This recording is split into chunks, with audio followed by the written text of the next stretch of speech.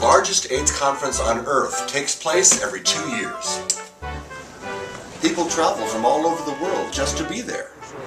Why? Because it isn't just about research. It's about human rights, sexuality, politics, and even culture. I'm Mark S. King, and I'm blogging from AIDS2010 in Vienna.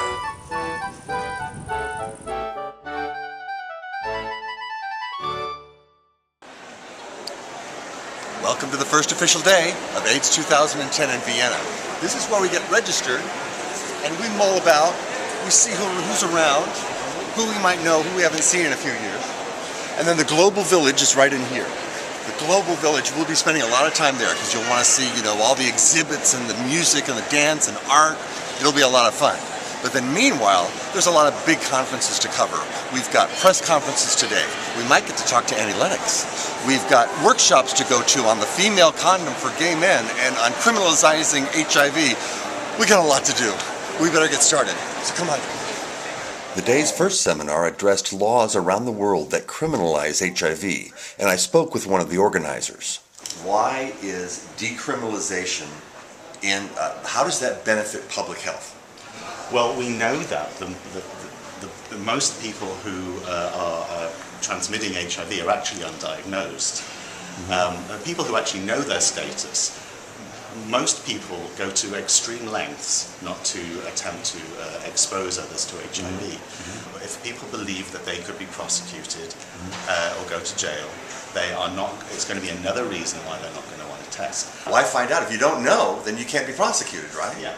Instead of punitive laws and policies that are about locking people living with HIV up, I think we need supportive laws. We need to support people living with HIV to actually help themselves to deal with disclosure, to deal with the stigma, to live healthy lives, and that will help them practice safer sex. In sub-Saharan Africa, where there's been a slew of new HIV-specific criminal laws over the last 5 years, a lot of the driver of that was about protecting women.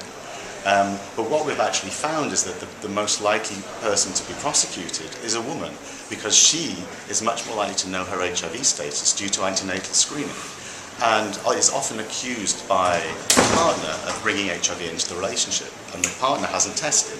But then there are other places where even if you do disclose and your partner has consented to have unprotected sex with you, you could still be prosecuted, because in those places, including Austria, where we're having the conference, there is no consent defense. A lot of these laws were put into effect because they just don't like the idea that people living with HIV have sex. They don't want us to have sex. There's a new resource that you're involved with. What is that? Well, it's a resource that explains everything that you ever need to know about HIV in the criminal law, looking at it from every single aspect, internationally. Is that online? Is it a website?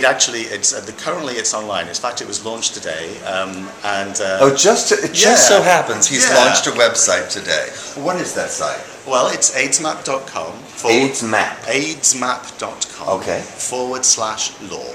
Law. Yeah. Okay, great. And so this will be a terrific resource for people.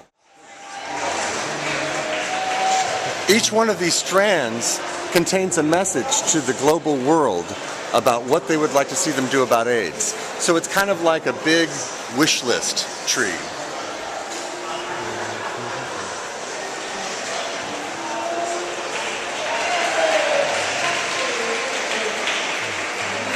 Okay, I'm here having an intimate chat with Wendy. Wendy is with the Pleasure Project, and the Pleasure Project's mission, as I understand it, is to make safe sex pleasurable for people.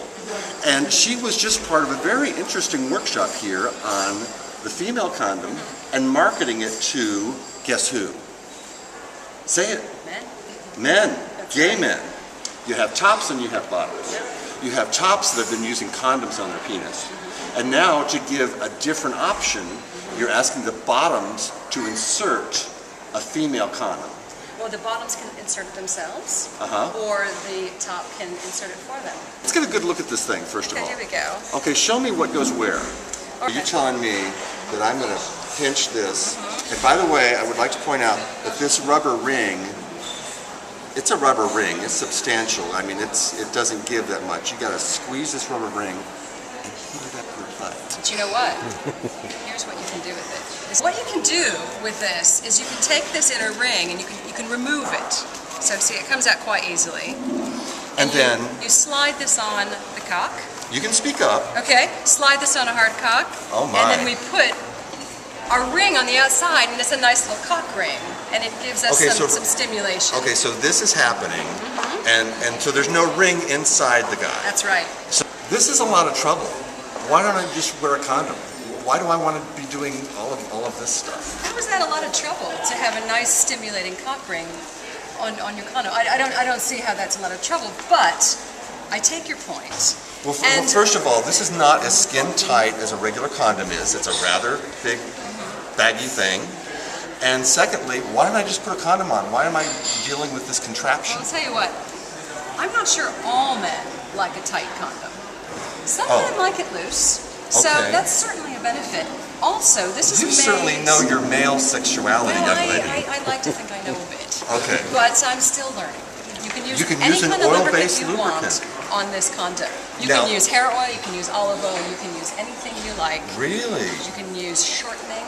You can use your grandmother's shortening from the cupboard and smear it all over that. Okay, let's just hold on, Dr. Ruth. All right. Is it more popular among gay men in the UK, for instance? Because again, I'm telling you, in South Florida, I've never seen one of these. There are gay men using this. And you can find, for example, even though it's not approved by the powers that be, there are provisional guidelines that you can find online for using this anally. So is this word of mouth, like, hey buddy, guess what, you should try this? I mean, it definitely is. How much does one of these cost? You know, I would not be able to tell you. It's different in every country. But it costs more than a condom. Definitely costs more than a male condom. And you can only use it once. You can only use it once. It does cost more, but that is very much about economies of scale. The more we get out there, the more we sell, the more manufacturers we have, the lower the price. Right. It's a different kind of condom. It's a different condom. It's a different kind of condom altogether. It is. And I want to thank you for this. You're a saucy thing. Thank you. Yes, thank you very much. Okay, here's a booth that I have no idea what they are, but they're so colorful I couldn't resist. So here we have Methadone Man and Buprenorphine Babe. The campaign is essentially to raise awareness about the benefits of methadone and buprenorphine. And as you know, methadone and buprenorphine are treatments that help people stop using heroin, injecting drugs. And the point of the campaign here at the 2010 International AIDS Conference is that when people share contaminated needles, that's the most important driver of HIV infection in many parts of the world. So we're promoting the use of methadone and buprenorphine as treatments to help people stop taking heroin so they stop contracting HIV infections. A lot of times people think when you're promoting methadone, you are somehow promoting drugs. We want to reduce drug use, and these medications are proven.